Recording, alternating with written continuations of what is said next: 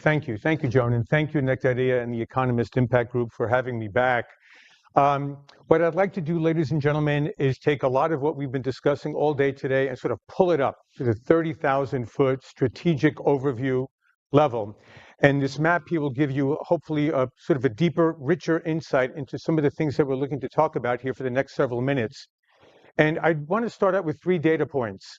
One is, even though we're talking about the Trump administration, that Joe Biden's Director of National Intelligence, Avril Reince, spoke before the Senate and House Intelligence Committees about a year ago this time and described to the Senate and House committee members that the international security landscape had entered a period of what she called a fragile world order. Biden's DNI director. Several months later, there was a bipartisan commission on national security and defense that issued a report in July of last year, and if not for the chaos of the Biden resignation or dropping out of the race and the coronation of Kamala Harris, should have gotten a lot more attention in American and international media for that matter. And that is that this bipartisan commission found that the United States is essentially unprepared for a major war. Okay? And a lot of this has to do with our hollowing out of the middle class and the industrial base, sending armaments without any sort of controls to Ukraine and then to Israel for their respective battles, and really not thinking about the kinds of serious challenges that we face today in 2025, because, ladies and gentlemen, it's no longer 1995. The U.S. is not the sole superpower on the world stage. The world itself has been transformed over the last 10 to 12 years, I would say, since Xi Jinping came to power in 2012 to take over the Communist Party of China and undertake a far more belligerent, aggressive foreign policy in Asia and worldwide. And when Russia invaded Ukraine the first time in 2014, President Obama at that time, you'll recall, said, "It is not worth going to war with Russia over Crimea." We kind of forgot that the last 3 years, where we've find ourselves in a situation where we're willing to call Vladimir Putin's nuclear bluff in Ukraine. And we have the possibility of a conflict with the Communist Party of China over Taiwan or the Philippines or the South China Sea that could potentially escalate into a nuclear exchange with nuclear China, which had 200 nuclear weapons 10 years ago, now has 500, will likely have 1,000 by 2030, and 1,500 nuclear warheads, most of them aimed at the United States by 2035. And we now have an effort by President Trump to avoid Iran becoming the next nuclear power that would not only mean tremendous strategic imbalance and disequilibrium in the Middle East, but would likely lead to a cascade of nuclear proliferation, because Saudi Arabia has made very clear whatever capability Iran has, Saudi will attain. And if Saudi goes nuclear, Egypt, as the largest Muslim population in the Middle East, will want to have nuclear weapons. And Turkey, a NATO ally with the most powerful Muslim majority military in the region, may decide it's going to check out of America's nuclear umbrella and compete with other Muslim majority countries in the Middle East. This is the environment that we're facing today, ladies and gentlemen. So just to put it out there starkly. So 2 larger points in terms of the strategy from the Trump administration, as we can try to figure it out, because they really have not formulated a strategy yet towards the Eastern Mediterranean. I would say keep 2 things in mind, then Joe will go into the Q&A.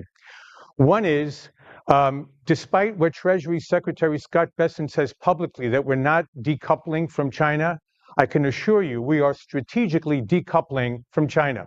And when I say strategically, I mean we're de-risking our national security establishment.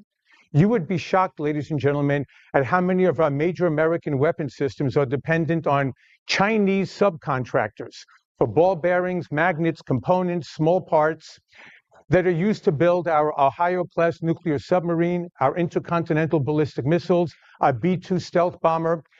Our foolish leadership in Washington for the last quarter century, Democrats and Republicans, thought that Chimerica, the American nation, and the Communist Party of China were somehow natural partners.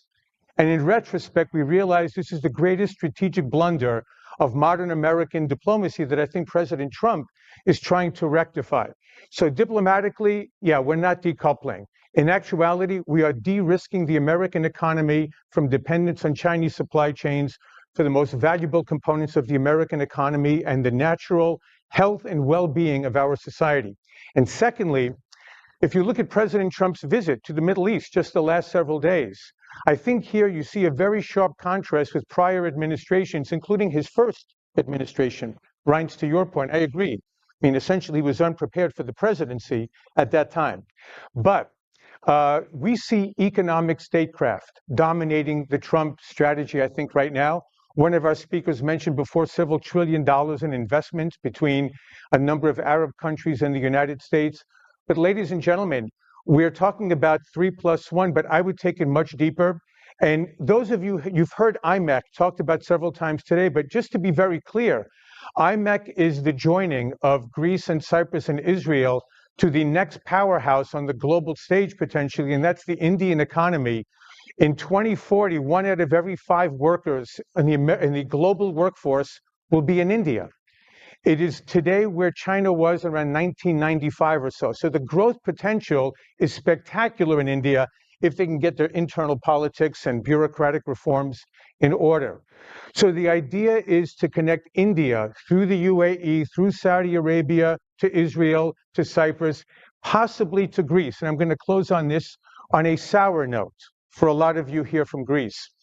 Do not take it for granted that Piraeus will become the end port for IMEC. Because as I said before, if we're looking to decouple from the Communist Party of China, I think the US may be somewhat concerned about Piraeus being controlled by Costco, the Chinese shipping company.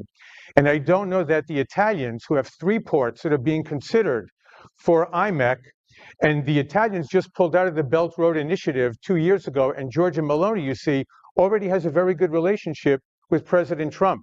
I haven't seen anyone from Greece come to the US with that level of accord with President Trump yet. So it could actually wind up at an Italian port or even in Marseille, France. So don't take Piraeus for granted. It's going to have to be worked very, very hard. And I give that advice to my Greek colleagues here. I'll close on that, Joan. Thank you. Right. Thank you.